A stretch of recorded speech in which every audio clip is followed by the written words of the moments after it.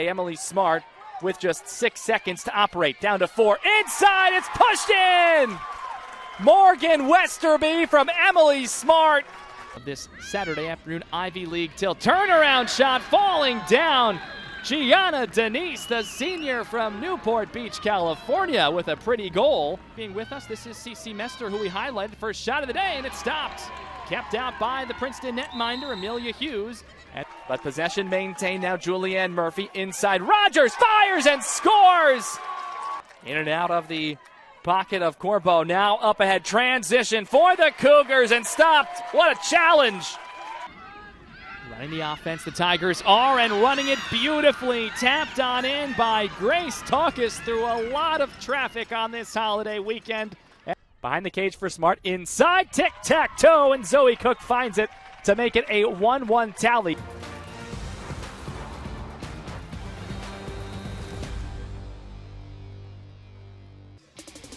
Spring has sprung here in Princeton, New Jersey, as we welcome you to Saturday afternoon coverage of women's Ivy League lacrosse. It's the 18th ranked Princeton Tigers taking on the Columbia Lions on a perfect day for some lax. Hi everyone, and welcome to Sherrod Field and inside the broadcast booth alongside the former All-American and national champion here at Princeton, Lauren Simone Farrell. I'm Drew Casey, and thanks so much for joining us for Ivy League on ESPN coverage. And Lauren, welcome to the team, and we've got a good Ivy League matchup here today. We do. Should be a good matchup.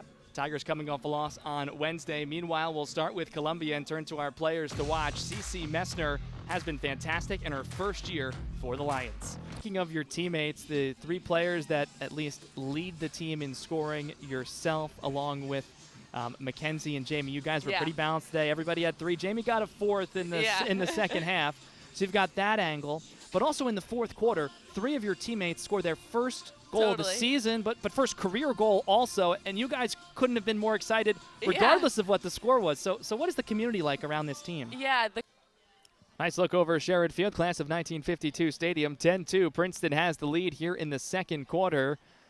Princeton has looked good. They've scored all 3 goals here in the second, and there are some connections, of course, between Princeton and Columbia, not just because they're in the Ivy League, but there are some connections. You see on the back corner there, God's a gracious fan. That is the head football coach on the right side of Princeton. Why is he wearing Columbia blue? Because his daughter is on the left, Allie Serace, who plays for Columbia. She's out there, and Bob sporting that Columbia, cheering on his daughter here for the natives of Princeton, Allie at least, that is, and it's a cool little wrinkle into this one. It really is. It's got to be great for him to have his daughter out here at his home away from home.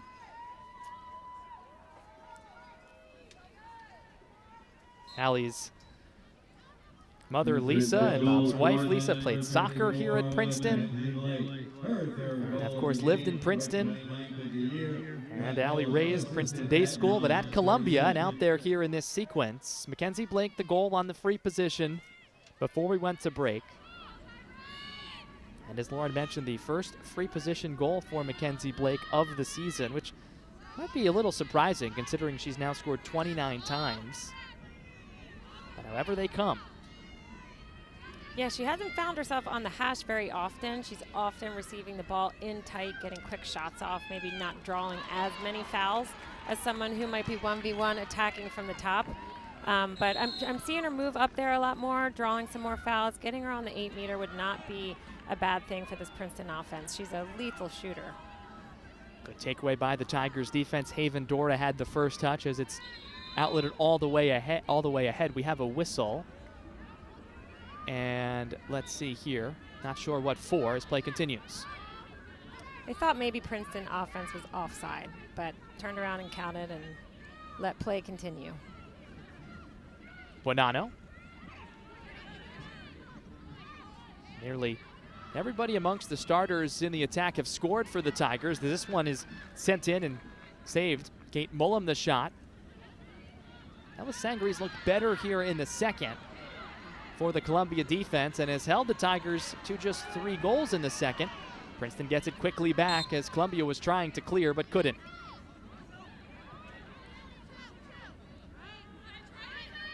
McDonald and Blake leading the way for Princeton, each with hat tricks, 3 goals. Under 4 minutes until halftime. In a matchup between two Ivy League squads that has been one-sided over the years, Princeton is 25-0 all-time against Columbia. Buonanno inside, falling down and scoring! Kari Buonanno, how about that? The Inside Lacrosse midseason All-American with a dazzler to make it 11-2 late in the second. What an amazing individual effort there by Buonanno. She is just fearless and determined. She sees two defenders, they knock her around, she still gets the shot off and somehow finds a way to get the ball in the back of the net. That's what makes the sport so much fun to watch, goals like that, where these players are willing to put their body on the line to make it happen. Buonanno scoring her second of the game, 21st of the season, and now a 9-goal lead. Something, Lauren, that you did a bunch of in your days here at Princeton. I'm going to maybe embarrass you a little bit. 143 goals in your career here. Not too shabby. 8th in program history. We'll get into some more a little bit later. Is Lauren Simone in your playing days? Lauren Simone Farrell now. This must be a treat to be back here. You're doing a fantastic job, by the way. And Thank really you so much. Having you here. I'm really enjoying being here. Yeah, this is a special place for me, and I have remained really close to this program because it's meant so much to me in my life. So grateful to have had the opportunity to play on this field. Really one of the highlights of my life. Tigers have it back here inside of 3 minutes to go. Lots of contact here, and this will be an 8-meter opportunity without a doubt, maybe more. Let's see if the officials are looking for cards. I don't think so. If we're going to see that back, I thought there was a chance they may call a charge there. Those Columbia defenders, there were 3 of them. They looked pretty well established, but they must have had their feet moving, and the ref gave the call to Princeton. Kate Mulham to make this a 10-goal advantage, driving in, skipping and scoring off the free position. And Kate Mulham has her second goal of the game and makes it a 12-2 score here in Princeton.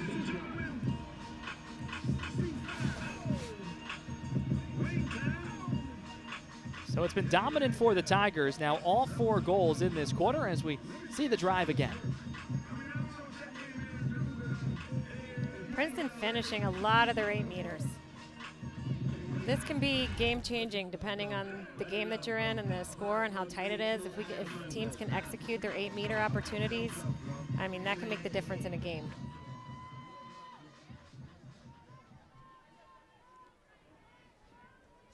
Columbia still looking for its first free position shot. Princeton has had 4 of them in this game, and they've converted on each of them.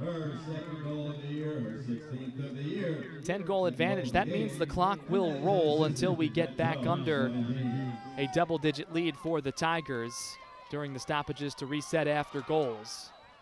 A couple of years into that adjustment at the women's lacrosse level in the college game.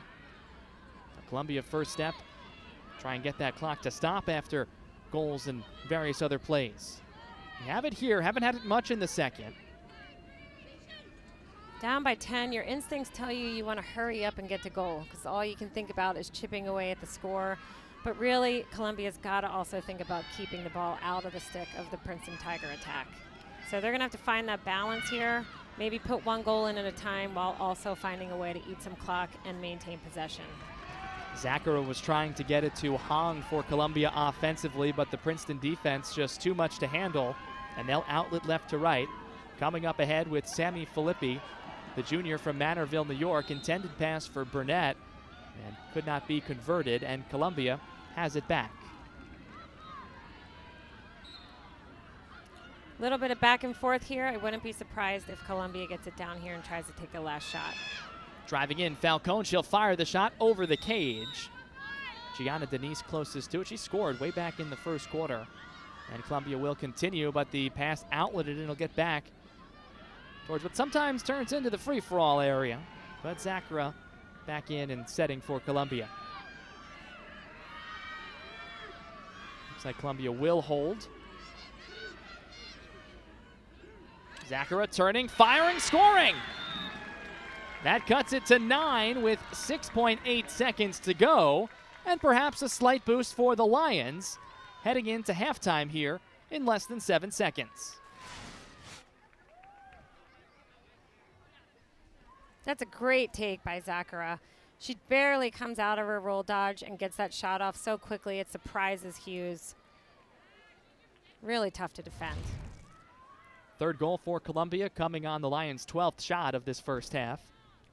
Princeton's 12 goals have come on 31 shots, so a decisive edge in shots, 31-12 overall. The clock will stop again now because we are under 10 with 6 seconds left to play. We'll go back to the draw. We'll take something really spectacular to find another goal before halftime, but not impossible. Princeton up by 9. Reminder, coming up at the half, we will hear from Kate Mullum with a mic'd up segment with our Princeton Tigers multimedia crew. Final seconds tick off, and Princeton will take a commanding 9-goal lead into the second half. And Lauren, before we take a timeout, really just a comprehensive effort for the home team. Jumped out 5-0 and really in great shape so far. I think so. Princeton's looking good. They were able to put together a good quarter two, which coach was looking for. They're looking polished. They're moving the ball well. Defense is making tough plays, and they're racing the ball down the field. They look urgent and composed and polished, and I expect to see much of the same in the second half. 15 goals scored in the first half. Princeton gets 80% of them. It's 12-3 Tigers.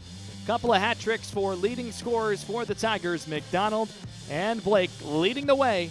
Tigers up by 9. We're at halftime of our women's college lacrosse coverage. It's the Ivy League on ESPN.